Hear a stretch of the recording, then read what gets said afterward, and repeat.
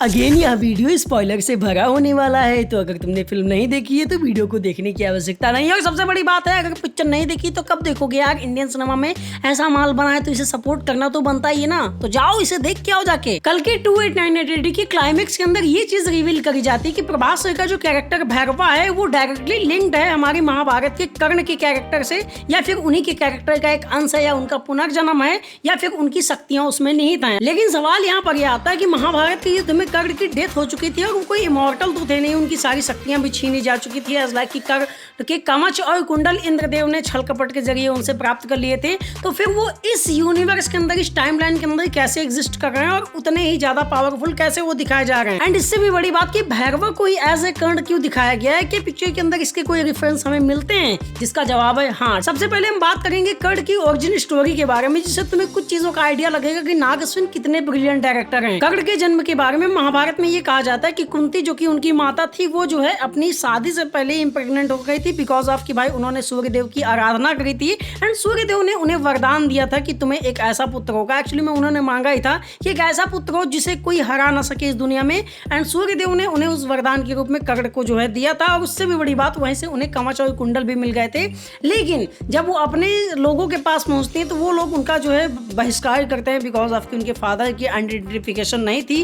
तो इस वजह से कुंती एटलीस्ट उनका त्याग कर देती हैं और गंगा नदी में बहा देती हैं, जहां पर भीष्म के जो सारथी थे, उनके रथ चलाने वाले अधिरथ उन्हें उठा लाते हैं और वही उनका लालन पालन करके उन्हें बड़ा करते हैं। लेकिन एक चीज यहाँ पर सबसे बड़ी ये होती है कर्ण के साथ कि उन्हें कभी एक्चुअली में वो सम्मान मिलता ही नहीं था, वो जो कि डिजर्व करते थे। उन्हें लोग सूत पुत्र करके काफी इंसल्ट किया करते थे, इवन कि वो पांडवों के द्वारा भी इंसल्ट हुए थे। और इसी वजह से शायद वो जो है पांडवों के खिलाफ भी थे। हालांकि एक और बड़ा रीजन था, वो थे दुर्योधन, कि जब पूरी दुनिया में कोई उनका सपोर्ट नहीं कर रहा था, उनके साथ नहीं खड़ा हो रहा था, तो दुर्योधन ने एकमात्र ऐसे व्यक्ति थे जिन्होंने कर्ण का सपोर्ट किया था, उन्हें बराबर का सम्मान दिया, इवन कि अंग देश का उन्हें राजा भी बनाया, ताकि वो जो है अर्जुन की बराबरी पे उनको ला सकें एक लेवल के तौर पे। एंड इसी वजह से महाभारत के युद्ध में कर्ण ये जानते हुए कि ये कौरव जो है गलत हैं, तब भी उन्हीं के साथ लड़े, क्योंकि वो दुर्योधन का साथ अपने मित्र का छोड़ना नहीं चाहते थे। इवन कि भगवान श्री कृष्ण के ऑफर देने के बावजूद भी उन्होंने जो है अपने दोस्त का या फिर कौरवों का साथ नहीं छोड़ा और वहीं पर शहीद हो गए। एंड अब अगर यहीं पर हम अपनी फिल्म की बात करें, जो कि भैरवा को कर्ण दिखाया गया है, तो उसके पीछे का सबसे बड़ा रीजन यही हो सकता था कि कर्ण जो है महाभारत के टाइम पे भले ही कौरवों के साथ लड़ा, पर वो कोई गलत व्यक्ति नहीं था या फिर कोई असुर प्रवृत्ति का नहीं था। एज लाइक कि अश्वत्थामा, जिस तरह से भगवान श्री कृष्ण ने अश्वत्थामा को मौका दिया था, मे बी वो कर्ण को भी एक मौका दे रहा हूँ कि तुम इस बार जो है धर्म के रास्ते पे चलो, जहाँ पर तुम अधर्म का रास्ता अपनाए हुए थे, वहीं पर इस बार धर्म के रास्ते पे चलो और अच्छाई का साथ दो। एज लाइक कि हमें इस मूवी के अंदर मेटाफोरिकली दिखाया गया है कि भैरवा जो है स्टार्टिंग में गलत साइड में है। अब गलत साइड में का मतलब क्या है कि वो सुमति को मारना खुद चाहता है, एक्चुअली में उसे पकड़ के कॉम्प्लेक्स के हवाले करना चाहता है। एंड अब जो धीरे धीरे उसके अंदर चेंजेस होंगे, वो उन्हीं सुमति का जो है रक्षक बन जाएगा। भैरवा के बारे में एक और चीज जो मेकर्स ने बड़ी स्मार्टली दिखाया है कि किस तरह से वो कर्ण के सिमिलर ही है, वो है इनके जन्म की लेके स्टोरी। एज लाइक कि भैरवा जब अपनी बैक स्टोरी बताता है, हालांकि बुज्जी कहती है कि अगले दिन सुनोगे तो दूसरी स्टोरी बताएगा, बट अगर उसी पर हम बिलीव कर लें तो भैरवा के अनुसार उसके माता पिता नहीं है, पता नहीं कौन है, उसे जो है युद्ध के दौरान जो है वो कैप्टन ने पकड़ पाया था और उसके बाद उसी ने उसका लालन पालन किया, ठीक वैसे ही जैसे कि अधिरथ ने पाला था कर्ण को।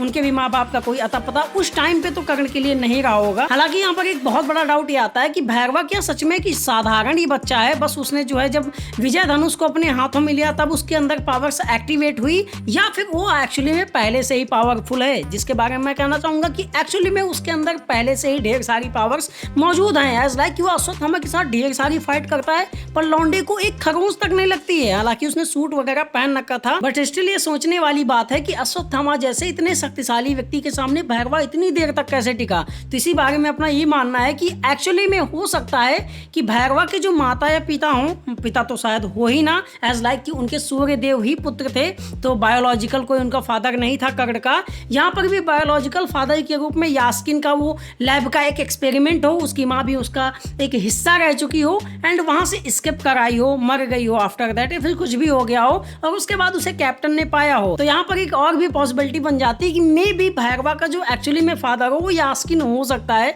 और जिसको लेके आगे चल के काफी कलेश हो सकते हैं। एज लाइक कि भैरवा को पता चले कि ये मेरा बाप है तो उसकी साइड लड़ने लगे, या फिर एक और चीज इस मूवी के अंदर हो सकती है, वो है कैप्टन का कैरेक्टर। उस बंदे को भैरवा ने पकड़ा तो दिया था बट वो जिंदा है, मर गया, किसी को कुछ नहीं पता है। तो मोस्ट प्रोबेबली ऐसा हो सकता है कि वो बंदा कोई और नहीं बल्कि परशुराम जी का ही एक अवतार हो, या फिर स्वयं परशुराम ही भगवान हो जो कि उसे ट्रेन करने के लिए आया हो भैरवा को एक शॉर्ट टाइम ऑफ पीरियड के लिए, और आफ्टर दैट वो चला गया हो कोई बहाना बना के कि मैं तुम्हें पकड़वाने जा रहा हूँ। और ये बात मैं इसलिए बोल रहा हूँ क्योंकि महाभारत के अंदर भी कर्ण को ट्रेन करने वाले कोई और नहीं बल्कि भगवान परशुराम ही थे। और तुम्हें पता ही है कि इस अवतार में जब कल्कि का अवतार होने वाला है भगवान कल्कि का, तो 7 चिरंजीवी आएंगे जिनमें से एक चिरंजीवी हमारे परशुराम भगवान भी हैं। खैर इस वाली थ्योरी के बारे में तुम्हारा पर्सनल क्या कहना है तुम कमेंट सेक्शन में बताओ। बाकी वीडियो को बहुत ज्यादा लंबा नहीं करते हैं क्योंकि लंबी कुछ ही चीजें अच्छी लगती हैं। स्टिल वेट है मुझे पार्ट 2 का। कुछ लोगों ने बताया कि पार्ट 2 की शूटिंग अप्रॉक्सिमेटली 60% कंप्लीट हो गई है। खैर इसके अलावा और भी वीडियोस आते रहेंगे और भी अपडेट्स वगैरह होंगी, तो तुम चैनल को सब्सक्राइब कर लो।